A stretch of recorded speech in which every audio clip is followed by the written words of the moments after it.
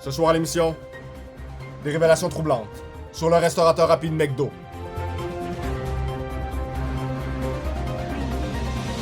En studio ici présentement, j'ai avec moi quelqu'un qui va faire des révélations époustouflantes. Quelqu'un qui a un courage exceptionnel. Juste pour vous mettre en contexte, pour être ici ce soir, il met sa vie en danger. Juste pour dire la vérité. Alors, sans plus tarder, Gilles, dis-moi donc, qu'est-ce qui t'amène ici ce soir? C'est l'autobus qui m'a emmené ici. Oui, mais plus précisément, là. Ah ouais, c'est la 801, direction Beauport. Il a fallu que je marche 10-15 minutes à côté, mais c'est pas grave, je suis habitué. Oui, mais pas l'autobus, là, mais qu'est-ce que vous êtes venu dire ici ce soir au public? Faut manger du McDo, c'est gay. C'est... Pardon? Ben, mais dans le sens que les fifs, là, faites pas ça. Ils rajoutent du poison dans tout ce qu'ils font. Du poison, vous êtes sûr? Mais comment est-ce possible? Oh oui, je l'ai vu moi-même. Comment est-ce que vous avez découvert ça, Gilles? Est-ce que vous avez réussi à mettre des caméras cachées chez un fournisseur? Est-ce que vous avez infiltré le bureau chef? Comment vous avez fait ça? Non, j'ai juste été voir sur Internet, là. Vous voulez dire que votre organisation a publié sur un réseau clandestin ses découvertes? Ben non, je suis allé voir sur le site, là, Internet de McDo, là. Ah voyons, c'est qui cette cave-là?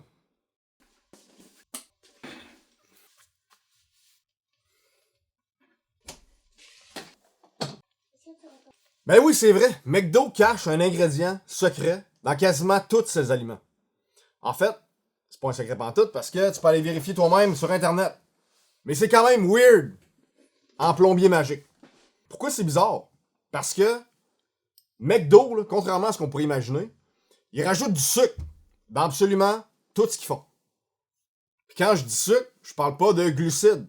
Je parle du sucre. Ils rajoutent du sucre physiquement dans toutes leurs recettes. Mettons qu'on parle de chaussons aux pommes, là. On s'entend que c'est normal qu'il y ait du sucre dedans. Pas une grosse surprise. Mais le problème, c'est qu'ils en rajoutent dans absolument tout le reste. Toutes les affaires qui sont pas supposées avoir du sucre. La mayonnaise, il y a du sucre dedans. Les croquettes, il y a du sucre dedans. Les pains, il y a du sucre dedans. Les frites, il y a du sucre dedans. Le mec motherfucking bacon, il y a du sucre. Les saucisses, il y a du sucre. La sauce. Alors, niaise-moi pas, c'est sûr qu'il y a du sucre dans la sauce. Les seules affaires que j'ai spotées qui contenaient pas de sucre, c'est les oignons, la salade, le poulet grillé, qui, by the way, contient absolument tout le reste à part du sucre, le fromage, puis la boulette de viande. Pis ça, je trouve ça excellent. Parce que McDo, il y a comme 20 ingrédients dans absolument toute leur conception, chaque morceau dans leur bouffe, il y a comme 20 ingrédients dedans. Puis là, t'arrives à la boulette de viande, pis c'est non, 100% bœuf canadien pur à 100%. Tout le reste, c'est du n'importe quoi, mais la boulette de viande, ça c'est important. Ça c'est important de nous dire non, tu pensais qu'il y avait des cochonneries dedans, mais il y a rien. Il y a juste du bœuf. Du bœuf canadien pur à 100%, sans aucun autre ingrédient. Moi, quand je mange un Big Mac, je sais que je mange du bon bœuf. Du bœuf pur. C'est exactement pour cette raison-là qu'ils font ça. Pour qu'ils puissent dire à tout le monde, hey, checkez notre bouffe comment elle est clean. Regardez notre belle boulette de viande. Il y a rien d'autre dedans. Il y a juste du bœuf. À rien d'autre. Mais tout le reste, c'est de la cochonnerie. Anyway, pourquoi le sucre? Hein? Pourquoi ils mettent du sucre dans leur bouffe? Pourquoi tu penses? C'est pour mieux te nourrir? Parce qu'ils ont ta santé à cœur? Dis-moi qu'à arrêter. De mettre du sucre dans leur bouffe, c'est littéralement un cheat code. Le sucre, ça nous rend accro. Les recherches montrent que le sucre est plus addictif que la cocaïne encore. Puis quand tu comprends le cheat code, tu comprends que ça passe en dessous du radar. On s'en rend pas compte. C'est pour ça que c'est un cheat code. Parce qu'on s'en rend pas compte. Mettons qu'aujourd'hui tu te dis, là, Joe, là, aujourd'hui j'ai le goût d'un Big Mac. Mais là, pas cave. J'irai pas chez McDo. Parce que je sais comment ça se passe. Puis à la place, m'aller acheter ce qu'il faut pour me faire un Big Mac chez nous, dans ma cuisine. Puis là, tu s'en vas à l'épicerie, puis tu ramasses tous les ingrédients que tu as besoin, tu mets ça ensemble, tu l'assembles dans ta cuisine. Puis à part la boîte de carton, tout est là. Ça se peut que ton burger se rapproche du goût de l'original. Mais jamais tu vas être capable de cloner le feeling de manger du McDo sans rajouter toi-même du sucre dans tout ce que tu fais. McDo il est pas unique là-dedans. Je suis sûr que le Normandin fait pareil avec sa sauce à spaghetti. Mais c'est peut-être les premiers à l'avoir maîtrisé. ce feeling-là, de comprendre que je veux donner à mon client un feeling hors du commun quand il mange ma bouffe. Pas juste, je mange de quoi qui est satisfaisant, je veux que ça rentre dans sa tête. En forme de côte levée, grillée à point, marinée dans de la sauce barbecue. Puis, ils ont dépensé des millions et des millions de dollars pour réussir à comprendre ce phénomène-là puis l'exploiter. Que ce soit le sucre ou tous les autres produits, les autres additifs alimentaires industriels qui se retrouvent dans la bouffe, le problème reste le même. Le problème, c'est que la nourriture n'est pas supposée être autant stimulante que ça. T'es pas supposé avoir une surdose d'hormones positives qui sont relâchées dans ton cerveau quand tu fais quelque chose d'aussi routinier que de manger. C'est pas supposé être débile mental de manger. OK? La plupart des gens mangent des choses tellement stimulantes qu'ils deviennent accros à la bouffe. À l'effet que la bouffe a sur leur cerveau, leur corps et leur psyché. Je vais essayer de te donner un exemple super simple. OK? Prends un bleuet sauvage, parfaitement mûr. Une petite poignée de bleuets sauvages que tu viens juste de cueillir. Tu manges ça, ça goûte excellent. C'est naturellement sucré, c'est antioxydant. Mais ça va être une expérience qui est balancée parce qu'elle est naturelle.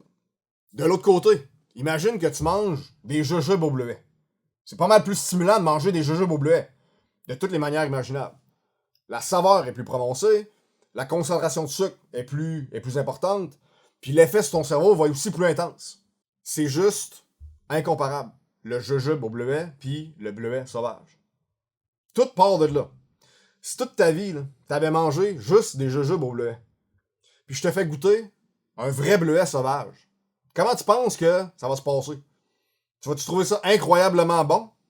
Tu vas-tu capoter ces bleuets sauvages? Ça se peut que tu trouves ça même amer, pas bon, que t'aies pas le goût d'en manger. Parce que tu t'es désensibilisé aux aliments industriels, puis quand tu retournes à la nature, tout est fade, tout est plate, tout est pauvre. Fait que manger, là, c'est pas supposé être un extase. Le monde sont accros au feeling de manger. Puis pour être en shape, là, moi te le dire, là, pour avoir le corps que tu veux vraiment obtenir, tu dois repenser la relation que tu as avec la nourriture. Il faut que tu te détaches de la nourriture, puis que tu retournes à l'essence de ce que Dieu a voulu pour nous, en termes de nourriture, des aliments qui sont simples, le plus proche possible de la nature. Puis de ce point de vue-là, c'est la même raison pourquoi je déteste personnellement la haute gastronomie. Autant que je déteste les fast-food. Je déteste les deux en même temps. Haute gastronomie, fast-food, pour moi, c'est la même affaire. Parce que les deux rendent la nourriture trop compliquée pour rien. Je suis un gars bien simple. Quand je vais au restaurant, quand je veux me gâter, je veux juste manger un gros steak. Je veux pas d'affaires fancy, de patente, avec t'as 3 bouchées, tu manges ça, tu sais même pas qu'est-ce que t'as mangé, mais c'est plein d'affaires bizarres, puis finalement t'as faim encore, puis faut que tu remanges parce que t'as mangé 3 bouchées. Check bien ça. Dans le temps que j'étais dans l'armée, à chaque année, on faisait un gros exercice de brigade, puis on s'en allait aux States. Fait qu'on partait en avion, puis on utilisait tout l'équipement américain. Fait que leurs ressources, leur matériel, leurs installations. La seule chose, basically, qu'on amenait, c'est nos propres affaires, notre équipement personnel, puis nos armes. On gardait nos armes, mais tout le reste, c'était soit une base de l'armée, soit une base des Marines. Fait qu'on utilisait leur infrastructure. By the way, ça prend pas beaucoup de temps sur une base américaine pour réaliser à quel point est-ce que l'armée canadienne est une armée de BS. De pauvres. Les chars, les avions, les hélicos, les terrains d'exercice, man, des villes entières. Le budget de fou. Puis, ça a vraiment rien à voir avec l'armée canadienne, malheureusement. Mais c'est là que je suis tombé en amour avec les Humvee. What a beast. What a fucking beast.